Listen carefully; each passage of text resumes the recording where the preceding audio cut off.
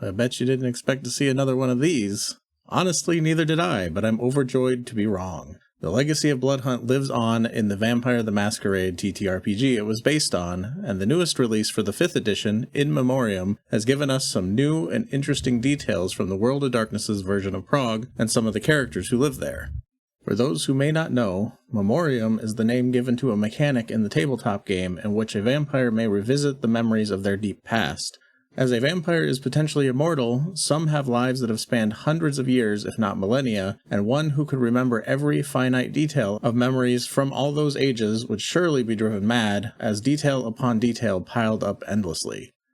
Much as with mortals, memories fade with time, details become hazy, and only key events or certain people remain with them throughout their own lives. However, a vampire may urge the power of their blood to draw forth details of their long-dormant memories, entering into Memoriam to effectively relive events they experienced from centuries long past and recall key information they may seek to aid in situations relevant to their current existence. Which brings us to the book In Memoriam. The title is presented as an expansion on this idea and, along with more detailed mechanics on it and playable ancilla characters, presents various key points in the history of the kindred and kind to make use of in such reveries, including but not limited to the Bloodhunts of Prague, revealing history of the city more recent than what was once available and showing us some of the turmoil that existed during the reign of Prince Vasily, some of which we got hints of in Bloodhunt itself, as well as some new details relevant to the conflict witnessed in the game, and some more detailed info on some characters we meet or hear about therein. Let's jump right in. The Hunt for the Hidden, 1939 to 1944. First, we learn about the period that took place between 1939 and 1944, known as the Hunt for the Hidden. This period of time began with the Nazi invasion of Prague that saw the fateful end of then Prince Joseph Z, who had ruled the city for hundreds of years.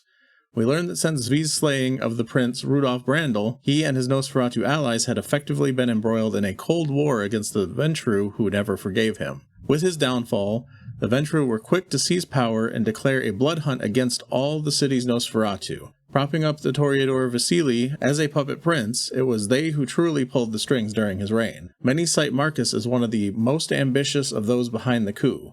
Despite the fervor of the hunt on the part of the Ventru, Vasily himself was relatively conflict-averse and took little part in their attempted purge, a leadership that saw the kindred through coexistence with both the Nazi and later Soviet regimes that controlled the city through much of the mid-20th century. The Hunt of Spring, 1968.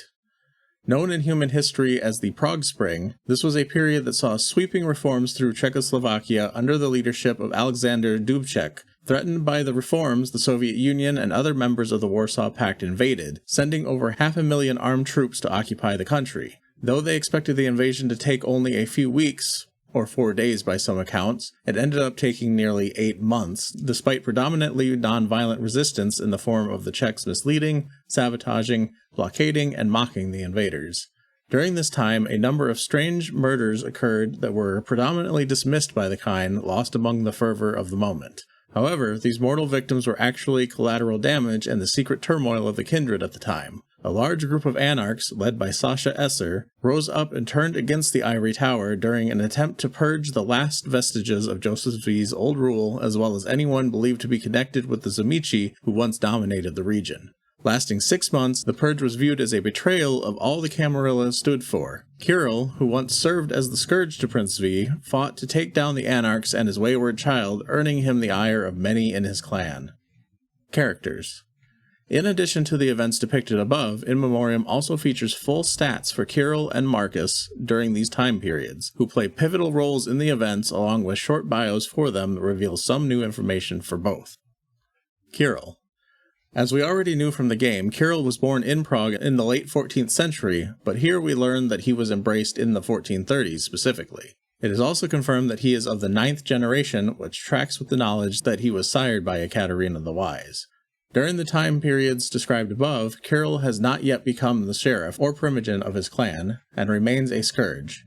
As we learned in Bloodhunt, he quite enjoyed his work of hunting down anarchs, autarchists, and thin bloods, But the vengeful coup after Zvi's death also saw him forced to hunt down his old allies. It should be noted that though a blood hunt was called against all Nosferatu in the city, this seems to have had some exceptions, as we know from Bloodhunt that Zvi's sheriff, an unnamed Nosferatu, remained sheriff until Karlach took over as prince in 1998. Likely an extreme show of fealty managed to save not only her existence, but also her position. Though Kirill followed orders, they clearly had an effect on the Brujah, and in 1944, he launched a hopeless attack against a contingent of Nosferatu and Tzimisce kindred found in the catacombs defending a set of plaques engraved with Nodis prophecies. It was a suicide attack meant to ease his conscience after siding with the new prince, but as all seems lost, a Russian bomb falls above, bringing the ceiling down. Once World War II ended and the hunts began to die down, he quickly turned his attention back to the ones he felt really deserved that attention, the Anarchs. When they began the Hunt of Spring in 1968 and his child Sasha sided with the rabble, he relished the ability to take his rage out on the Anarchs while also having the opportunity to defend the Nosferatu he was once forced to hunt. Prince Marcus. Unlike Kirill, who we learned much about in Bloodhunt, Marcus was a fair bit harder to glean info on with his absence from the game and seemingly untimely demise, so this entry gives us quite a bit more to work with. Specifically that he was of the 10th generation and was embraced in 1939 to be used as a weapon against Zvi as part of the eventual coup of the city. A flashback scene describes he and a squad of ghouls hunting some of Zvi's followers, tracking them to the Jewish cemetery where they group up with a pack of Tzimisce. Unable to take down the group on their own, Marcus forces Kirill to aid them, turning the tide. The last to fall calls out the name of Shagra, the ancient Tzimisce Methuselah who is rumored to sleep beneath the city. Following this period, he worked tirelessly to increase the strength of his clan in the city, and quickly rose through the ranks of Vasili's court, while also building his reputation as a dealer in weapons and occult artifacts. Marcus's rise continued, and as we learned in Bloodhunt, he attained a seat on the Primogen Council during the reign of Prince Karlach after the beckoning began to draw elders away from the city. The fateful convention of Prague resulted in the Brujah abdicating and many of the remaining elders shamed by the disaster, and Marcus seized his opportunity and claimed Praxis. Despite the tumultuous time, the new prince managed to balance things between the Camarilla and Anarchs and maintain relative peace, leading him to calling a second convention of Prague in 2021. It was seen as a power move to show off his accomplishments disguised as renewed peace talks between the two sects. But as we know all too well, disaster struck again, arguably even harder, via the hand of the Second Inquisition. In the fallout of the Second Convention, Marcus is believed to have been destroyed, but the book posits that perhaps this was simply a story to cover his real escape. Maya. Though Maya does not have a character listing like Kirill and Marcus, she is present in the book. Referred to as the Red Lady, the book notes that since the 1960s, Maya's private parties have been a rare source of sanctuary for many, providing a rare sense of safety in that troubled time period, and a place where anything can happen. In addition to this note, the Red Lady also features as a lore sheet in the book. Here we also have a slight discrepancy as it refers to Maya as an Ancilla, though the game heavily implies that she was likely not embraced until the 1960s, though it is possible it could have been a decade or so earlier, as dates around her history are hard to place until the Prague Spring. If she is indeed Ancilla, then she has just recently attained such a classification, though there may not be many kindred left in Prague who would be able to refute such a claim anyway. The lore sheet speaks of her famous parties and is cited as a place where affiliation means nothing and one can lose themselves in the crowd or make deals with those they should not be seen speaking with. What takes place in these parties stays there. Breaking this unspoken rule means you'll never be invited again, or worse. Via the lore sheet, it is also said that Maya's tastes are numerous, ranging between extremes up to and including diablerie. However, such things are unbecoming, so she knows of a method of removing the marks of such forbidden actions, and may be willing to provide this service for you. Developments. In Memoriam has a few other choice bits of information for us as well. It discusses the current hunt in Prague that started in 2021, as depicted in Bloodhunt, noting that the edict still seems to be active to this day and will occasionally flare up as a shooting war between the sects. Some believe that Shagra, the ancient Tzimisce Methuselah said to have died in torpor during the bombings of World War II, is, in fact, still sleeping beneath the city, about to or possibly even already awake. She is the reason the conflict has become so brutal and long-lasting. This belief is supported to some extent, as the Soviet invasion of the city in the 60s was used by the Bruja Council of the USSR to send teams into the city and strike at the Camarilla with particular violence, fearing the city. Some say this fear is born of Kirill's ferociousness against the anarchs, but it is rumored that they know of her survival and that this is the true source of their fear.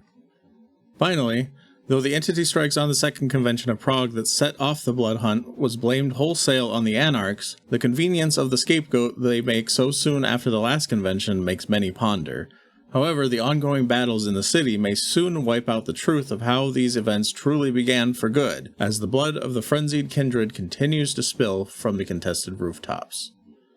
Conclusion. Well, there you have it. It's not much, but there are still some enticing pieces of information in this small section about Prague that the book contains. One can hope that we will see the city revisited again in VtM someday, and learn the stories or fates of the other characters we met in the game, but only time will tell.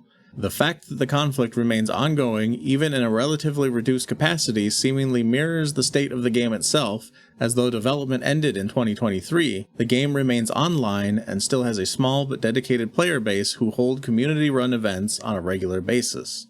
As the iconic sign depicted both in the 5th edition core rulebook and the game itself says, "Death is not the end." Until next time, the Bloodhunt rages on.